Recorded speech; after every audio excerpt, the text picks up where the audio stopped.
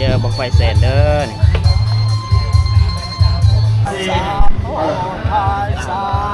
จะร้านหรอ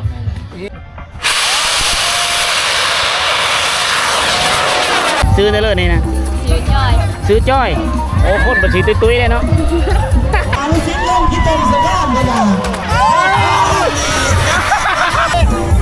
เอาเจ๊ลงบ่มานี่เจ๊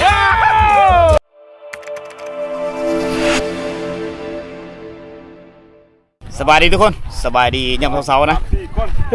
ตอนนี้ข้อยเองยังอยู่ที่บ้านธาตุนักเล่าเมืองวิลาบุรีแขวงสวรรณเขตเลยทุกคนเลยแต่อยู่ในเทศกาลบุญนั่นแหละทุกคนเลยบุญธาตุนักเล่าประเพณีผู้ไทยทุกคน คือทุกคนได้เห็นในวิดีโอก่อนนะยังอยู่บ้านธาตุนักเล่าวันนี้มาเบิ่งบุญบังไฟแล้วก็แห่ค้อนถังนะพูดแหละมาแต่นำเสียดอยนะท่ามกลางบรรยากาศธรรมชาติที่สวยงามนะงานบ้านเฮาทุกคนเลยงานบุญบังไฟ ที่ถาดนะประถาดนางลาวนะมันบรรยากาศนี่เต็มไปด้วยผู้ไทยเดือดโซลายด้วยเพราะว่าอันนี้คืออาณาจักรผู้ไทยในอดีตนะเพราะว่าเมืองวิลาบุรีนี่บรรจุมีแต่คนผู้ไทยคนเผ่าชนเผ่าบรูนะหลายประมุขทีมงานลืมถือขนมมากแน่น่ะนา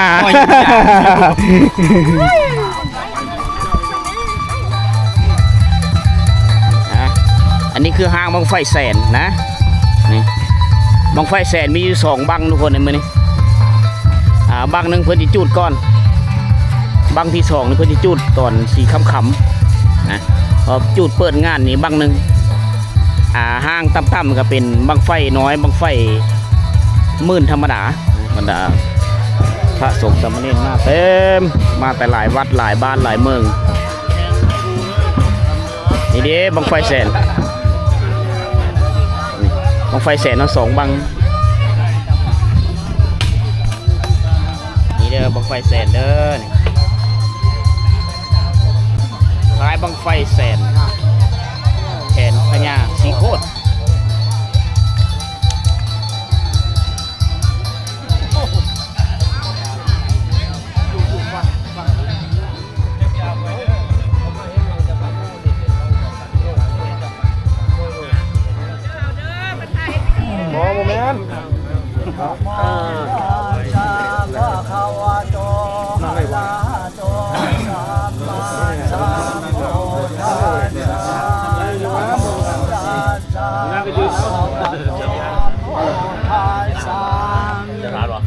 อิเมนาสกาเลนาทังโพธังอภิปุสยามาอะระหังสัมมาสัมพุทโธภะคะวาพุทธังภะคะวันตังอภิวาเทมาตอนนี้นี่กำลังเฮ็ดพิธีกรรมทางด้านประเพณีของผู้ไทยเขานะซึ่งมีการครอบเจ้าถิ่นเจ้าทางเชิญเทวดาลงมาโฮมงานเพื่อจะเปิดงานสาธุสาธุสาธุอนุโมทนาวันทามิพันธ์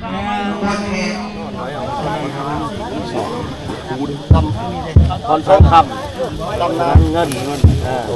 คอนทางตัวถือจับแทงเอาไปเต็งไว้แล้ว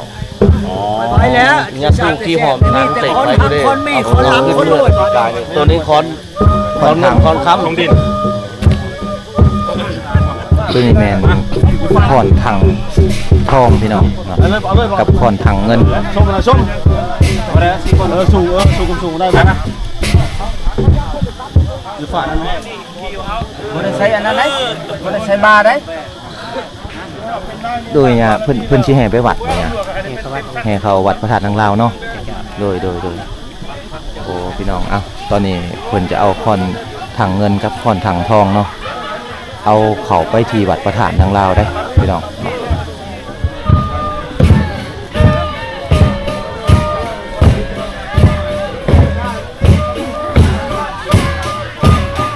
ป้าเพิ่นไปก่อนเด้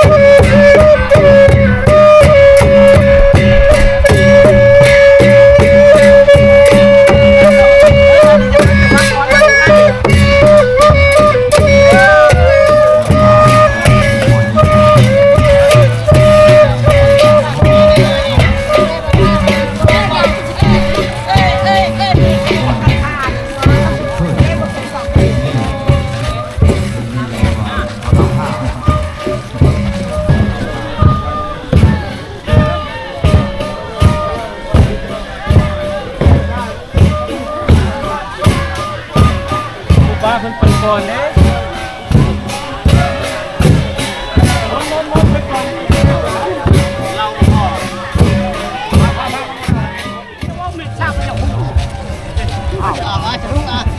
ดีแม่เด้อกำลังโอ้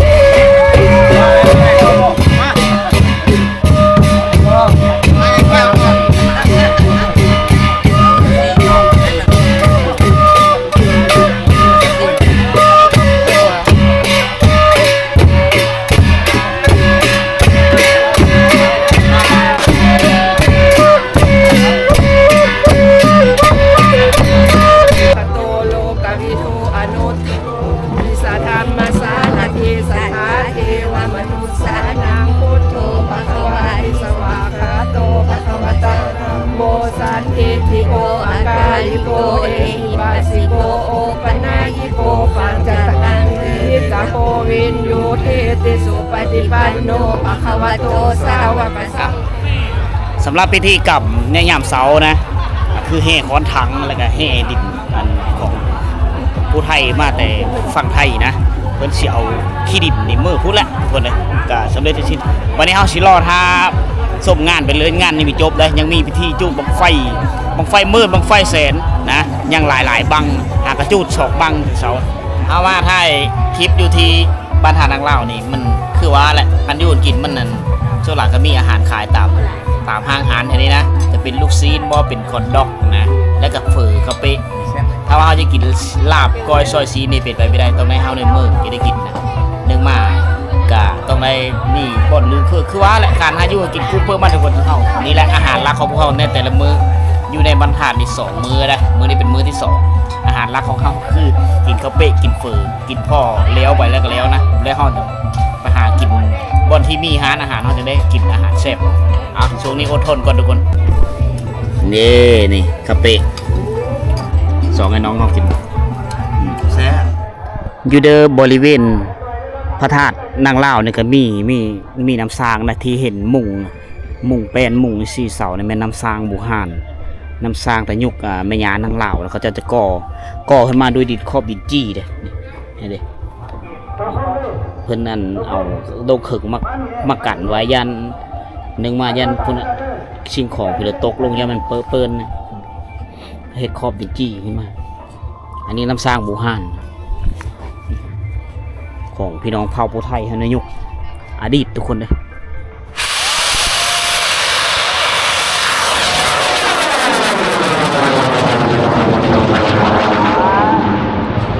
ไม่แสนสบายพญาแทนนะตันลื่นสบายฟ้าบุญนะบางทบิดนะบางไฟแสน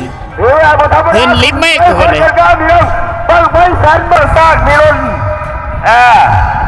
บริษัทล้างสางนี่คือซีเมนต์บอกครับคักดอนี่อยู่เทกน้อยนี่เชเสียงกองมโหรีแบบบ้านเฮาดังขนาดนี้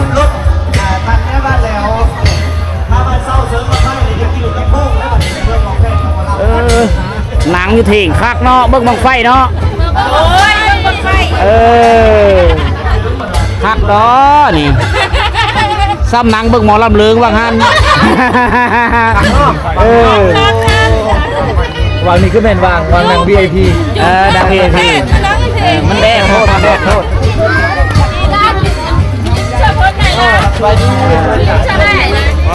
วันนี้คือว่าแดดร้อนที่สุดเลยมื้อนี้เพื่อสิจูบังไฟแสนขึ้นแล้วบังนึง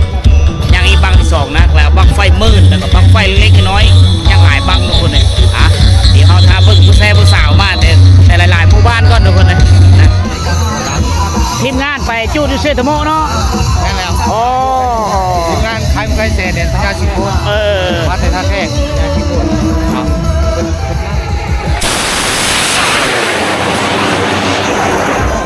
อันนี้จักโลนี่12 โลเนาะอ๋ออันนี้บังไฟ12 โลเกี่ยมมือขึ้นจูดคือกันโดยหลายเขาเจ้าว่าไม่ได้ต่อยกับไฟคือวางหันแล้วนะนี่ใส่อันช็อตเอาทุกคนพระเจ้าเฮ็ดโ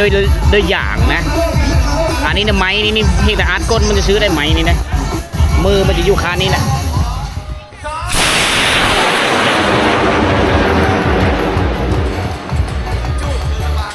โอ้บังไฟนี่บ่มีบังเลยที่ว่าพลาดนะที่ว่าจูดแล้วมีหึ้นนะแต่ละบังมันจะหึ้นสูงหอดก้อนเมฆ แต่ค่อยเข้ามาคือบังเลยหึ้นดินเอาอันนี้นะคัดหูมันบ่อ๋อพอยืนจุดคัดก็เนาะอันนี้ไม้บ่ตัวนี้ตันขานี้บ่ขาเลยไม้อยู่นี่ขานี้เนาะอันนี้ตอนนี้ไปนี่มีแต่มือมัดขี้เท่าจานหนึ่งวางนี่อ๋อขี้เท่าอ๋ออยู่นี่ไม้คันอยู่นี่นะขี้เท่าเหลือหันละมือมัดอยู่นี่อ๋อข้างแน่เนาะบางไผ่เจ้าเนาะครับโอ้คักกลางไฟแสนกลางบังไฟเลยนี่บังไฟแสนเด่นพญาชิโคตบ้านคำบุญไปแค่แข่งกระมวลบ้านคำบุญเมืองตะแค่แข่งกระมวลอ๋อบ้านคำบุญเมืองตะแค่แข่งกระมวลยูเซตโมกับทีมงานเพื่อนได้ไปได้แม่บังไฟแสน2 บังไปยูเซตโมขายอยู่ตะแค่เจ้าเรายูเซตโมเนาะแม่นคอยเป็นผู้จัดการเลยโอ้นี่เพื่อจะแย่ก่อนนะบังไฟแสนยังบังนึงเนาะดูแล้วบังนึงอ๋อเมื่อกี้นี่เห็นบ่เห็นไฟบังไฟบ่บ้านเลยนี่บ้านธาตุโอ้บ้านเจ้าของเองเนาะน้องเสื้อเป็นทีมเลยโอ้สิเลอครูมาเบิ่งบังไฟน้ำนะ2 คนนี่มาแล้วครูผู้ชายได้มีสาวบ้านธาตุสาวไร่เมืองวังเอาไปเลยไฟทั้งพุ่นลงมู่ได้นะมีญาติลงมู่ป่ะมีญาติซื้อได้เลยนี่นะซื้อจ้อยโอ้คนบัญชีตุ้ยๆเลยเนาะ ชื่อนั่นกระตุ้ยเลยนี่สาวจ้อยบ้านธาตุ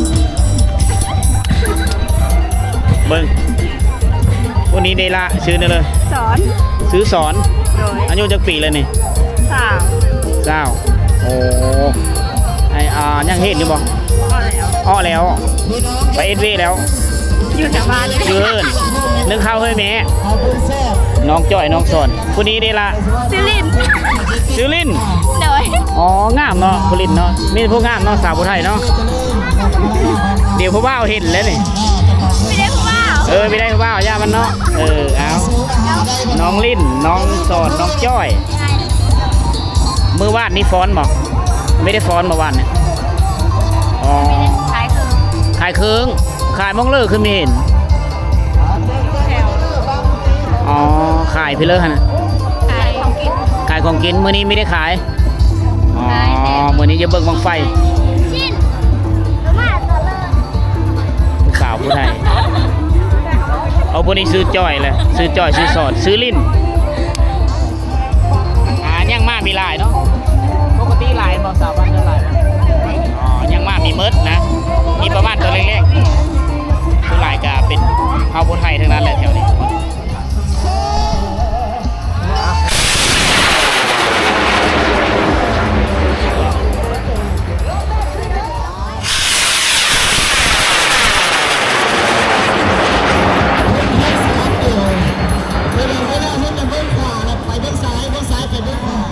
เอาการรู้สึกเล่นที่เต็มสนามเลยนะ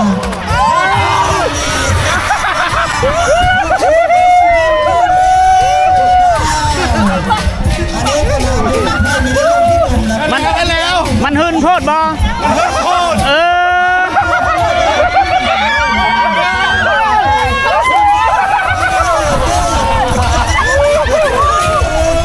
หึนก็ลงมีหึนก็ลงเนาะ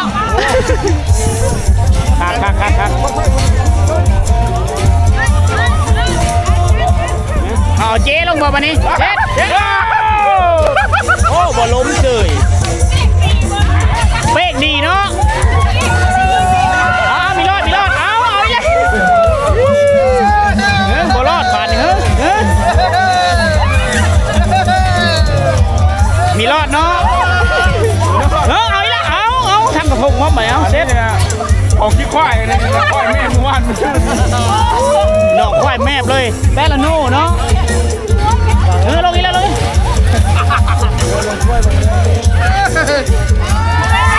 จีโนโน่วะหนองควายเนาะหนองควายได้ควายนอนว่านนี้เชื่อประเดะเนาะ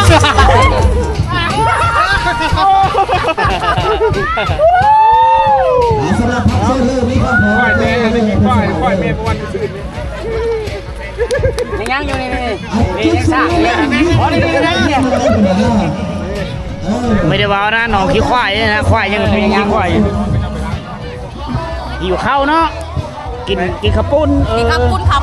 มาแยกขามาแจก ข้าวปุ้นข้าวมาแจก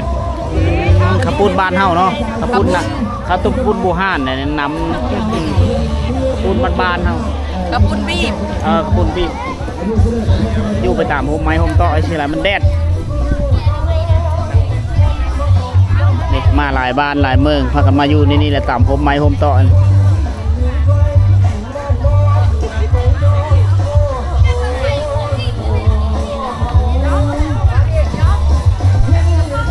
จะสบายดีมาแต่บ้านเลยนี่ บ้านเนี่ย บ้านนี้เนาะใครจะเดินมีไก่โอเคไม่ได้กินข้าวปุ้นมั้งมีเยอะกินข้าวมาเถินแล้วอันนี้นะครับ จุดกองไทยถวายพระพุทธ ทีมงานของเรา ถวายพระญาติแทน มา ที่ เห็น เราศึกษา แยกนะ ขอฝากขอฝนเลย เข้ากับมากิน นี่คือน้ำแมวได้ไหนข้าวปุ้นบูห่านนะ ขอบคุณครับเจอนะสำหรับทีมงานเจ๊กันเพชรและเจ๊ติ้งเพิ่นมีวงท่านวันนี้สบายเขาโจมเขาด่ากระถาเพิ่นเนาะขอบคุณนะในบ้านที่เขาเอาขึ้นเอง ปุ้นน้ำแบบวัน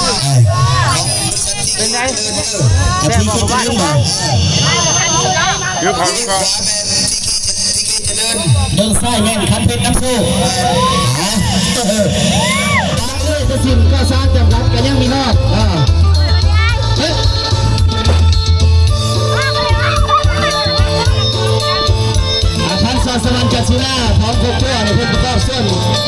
นสองแก่ก็ให้อายุมันกันยืนส่งมาสี่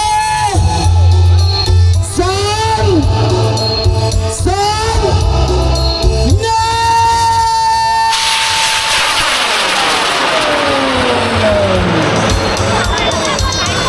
ไฟว่างๆมีเดียวหลังจากบ้าป่านี้สามลาเพื่อนพักคันเพชรน้ำโซ่คืนกำลังแมนลมที่ตกโลกนี่นะ มื้อนี้เนี่ยอากาศมันแดดทุกคนหมก็มีหลายเด้อซุ่มเฮานี่เที่ยวหาซื้อแต่น้ำกินบรรยากาศก็คึกคืนอยู่ทุกคนเลยแต่ว่าคนก็ยังมีทันมาหลายไปเลยกูแหละตอนบ่ายๆหรือบ่าย2บ่าย3โมงนะแต่ว่าไฟหลายยังมีเบิดเขาเริ่มจุดแต่12โมงขายไปเลยอยู่นี่นะซื้อน้ำบ่ชื่อน้ำฮะ โอ้หลายแท้นี่ แจกน้ำบ่ เดี๋ยวมาซื้อน้ำใส่เพิ่นครับ พี่เล็กพี่เล็กน้อยอันนี้พี่เชื่อกันนี่เนาะมาจากชิเลอร์อันนี้มาจากเมืองบุรี มาจากเมืองวิลา คือหายเอารถนี่นะ หายเอาเลยได้ นี่ไหน ลูกค้าซื้อเอง ชื่อเอง จะได้ทำเลิกบี้มาโลดบ่ บริการนี้ ชื่อ เนาะ เลยนะมาจากชิเลอร์นี่ มันจะบ้านบุ้ง มาจากบุ้ง มันบุ้ง คือดีแท้เนาะ เอาดีแล้ว มา เนาะ แจกฟรีโอ้ เอาบุญเนาะ บุญนำกันโอ้ ผู้น้อยผู้น้อยผู้เยอะกินน้ำเดียว อันนี้จะเป็นโอเลี้ยง กาแฟ กาแฟนม กาแฟนมเนาะ กับกับหยัง กับน้ำอ้อย กับอ้อย น้ำอ้อยกาแฟนมกับน้ำอ้อย กาแฟนมกับน้ำอ้อย ผู้เริ่มมาฮ้อนๆก็บริการเลยตักเอาเองบี้เอาเองเลยเพิ่นว่า โดย ทีมงานบ้านบุ้งค่ำมีแต่ FC เพราะวันดองทั้งหมดเลยแถวนี้นะ อ้าวคนละไอ้กาแฟนมน้ำอ้อย น้ำนี่มีเหลืออะไรเอา กาแฟนมรถให้เรานะเรามากาแฟนม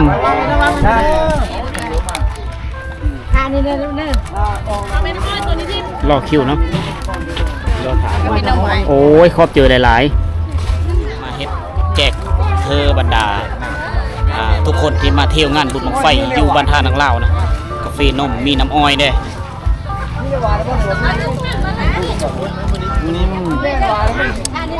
ฮ้อนๆกินเย็นๆเฮาท้าอยู่ได้ทุกคนนะตัวนี้มีแต่เอ็นดูโร่ทั้งหมดเลยนี่นะเต็มอยู่ทีมงานดีบากนะมีหัวมาทั้งเลยสงสัยมากกระดงเห็ดมันมาที่เลย สายลุยๆทั้งนั้นเลย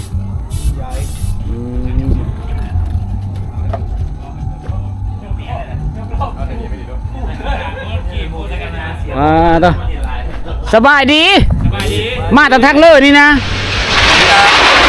วีระนี่เนาะทีมงานดีบากมาแต่เมืองว่างนี่แหละ เมืองว่างเนาะ สางป่าวิระได้เมืองหลัง สางป่าวิระทีมงานดีบากคนเอ็นดูโล หนังเสื้อเดี๋ยวไทย ทีมงานสร้างป่าวิระบุรี วันนี้ก็มาประมาณ7-8เสื้อ สางป่าลงป่าอะไรเข้าบ้านเขาเลยนี่สางป่าเข้าบ้าน พูดได้เพิ่นลุยเลยมาแล้วสาวบ้านน้ำโมจะคนมานี่5 คนนี่สบายดีเนี่ยเพิ่นเลยปิดหลังเชื่อไหมนะขี่เพิ่นเลยมาแล้วหน่อยรถจักรอัด3บอกคันหนึ่งรถจักรจะคัน2คันอัด3คันหนึ่งโอ้ยกินเพิ่นเลยมาทางเพิ่งเลยนะไม่ได้เห็นหน้าน้องเพิ่น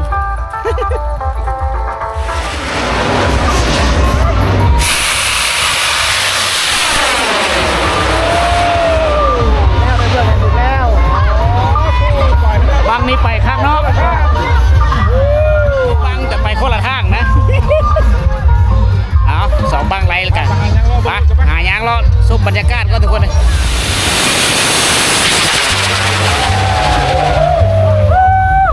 จับเวลาแซ่บเนาะแซ่บปะทีมงานเดียวกันเมื่อปะโอ้เสื้อดีสีกันเลยกินมาปูนเพื่อนนะกินเพื่อนนะเอาคือสื่อส่งถ้วยกินเพื่อนนะโอ้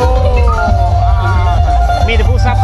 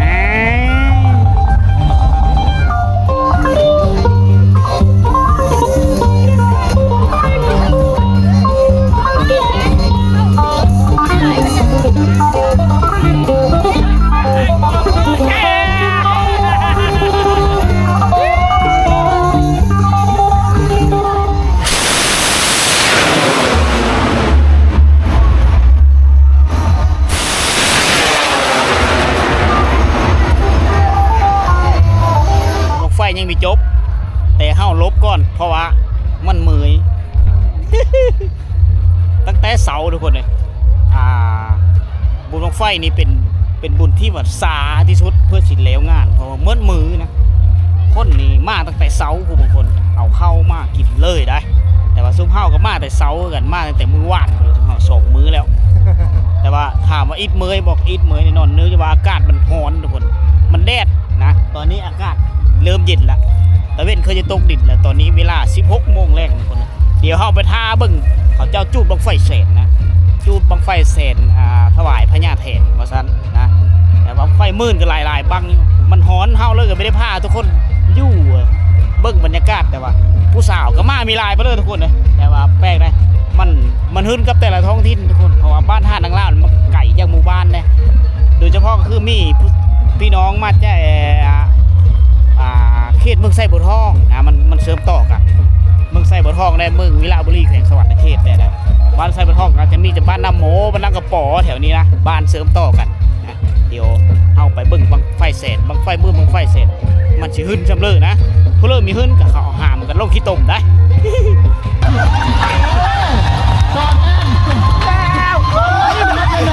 เอาไปลงที่ตมนะพี่น้อง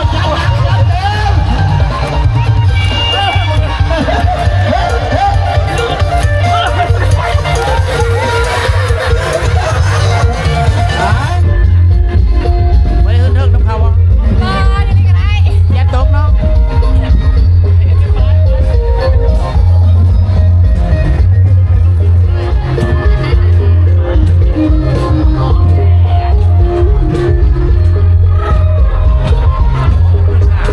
น้องขี้ตมระวังเขาลงขี้ตมเด้อมีย่านบ่นะย่านบ่เขาลงขี้ตมนะอยู่คือน้องขี้ตมมาตะบ้านเลยนี่บ้านธาตุโอ้หลายเนาะสาวบ้านธาตุเนาะบ้านธาตุเบิดบ่อ๋อสาวบ้านธาตุนางเล่า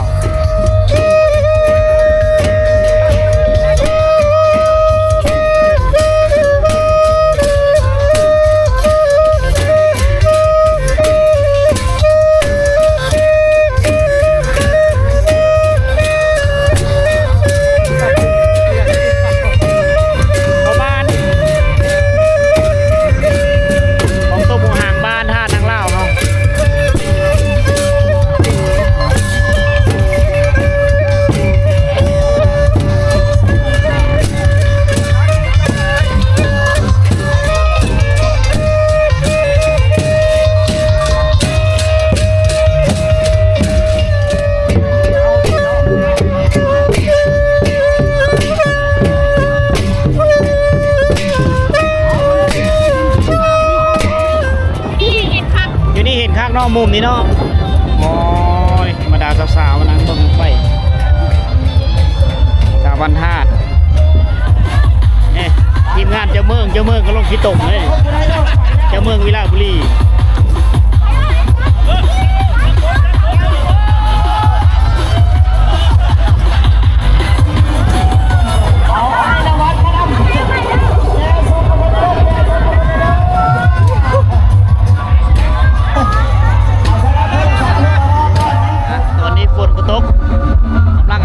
แสนขึ้นทางเรียบร้อยแหละรอทาจุดทุกคน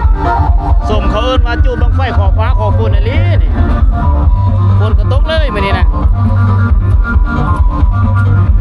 ท่ามกลางสายฝนสุกเย็นอะไรบุญบังไฟเมืองวิลาบุรี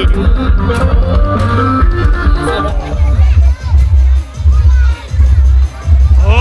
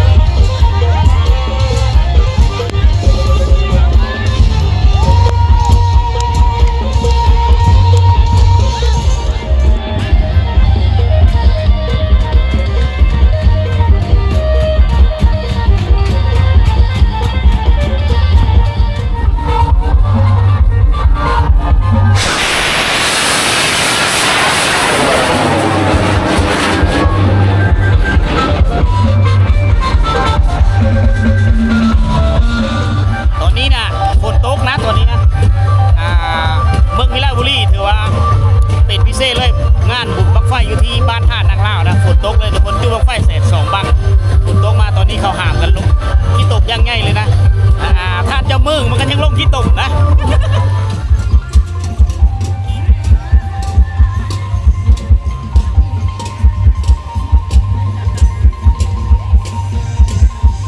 นี่คือเทศกาลบุญบังไฟทุกคนเลยอยู่ที่บ้านธาตุนางลาวเมืองวิลาบุรีแขวงสวรรณเขตซึ่งเป็นงานประจำปีนะอันนี้แหละเขาเรียกว่าบุญบังไฟขอฟ้าขอฝนนี่ได้มื้อนี้ฝนตกนะแต่เฮาก็อยู่ในงานนี่ก็ตั้งแต่เช้าทุกคนจุดขำนะตอนนี้ก็เวลาก็5 โมงแรงแล้วล่ะนะสำหรับวิดีโอนี้ก็มีไปหลายทุกคนเอาที่ข้อประเภทนี้การแห่ค้อนทั้งวันนี้แหละคือเป็นประเภทนี้ของผู้ไทยบางว่าพี่น้องพระผู้ไทยทั้งอยู่ทางประเทศไทยก็จะได้รับชมเบิ่งด้วยกันนะสำหรับวิดีโอนี้ก็พอสีหอมกับทีมงานกับสีขอมลาพระจากก่อนทุกคนเลยไว้วิดีโอต่อไปเขาถึงได้หาเที่ยวชมวิถีชีวิตเผ่าผู้ไทยแถวนี้แหละเขตเมืองไซบัวทองนะเอาพบกันใหม่ในวิดีโอต่อไปสำหรับวิดีโอเป็นก่อนทุกคนบ๊ายบาย